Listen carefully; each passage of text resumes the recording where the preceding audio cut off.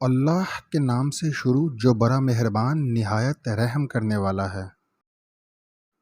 بچپن میں سنی باتیں اور واقعات ہمارے لاشعور کا حصہ بن جاتے ہیں۔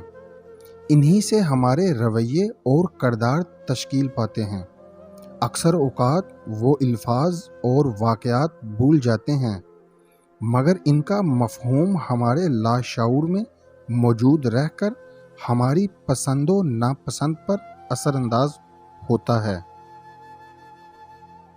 انسان آرزوؤں کو پورا کرنے کے چکر میں پڑ جائے تو یہ سلسلہ بڑھتا ہی چلا جاتا ہے، جس کی کوئی انتہا نہیں۔ فطرت کا قانون ہے، دکھ دینے والے کو کبھی سکھ نہیں ملتا۔ دولت اگر اتنی اہم چیز ہوتی تو جس کے ایک اشارے پر احد کا پہاڑ سونے کا بن سکتا ہو، وہ یہ دعا نہ فرماتے کہ اے میرے رب، روز قیامت مجھے مساکین میں سے اٹھانا۔ تم دنیا کمانے کے لیے ہجرت کرنا چاہتے ہو، پیٹ سے سوچتے رہنے سے تو ترتیب غلط ہو جایا کرتی ہے۔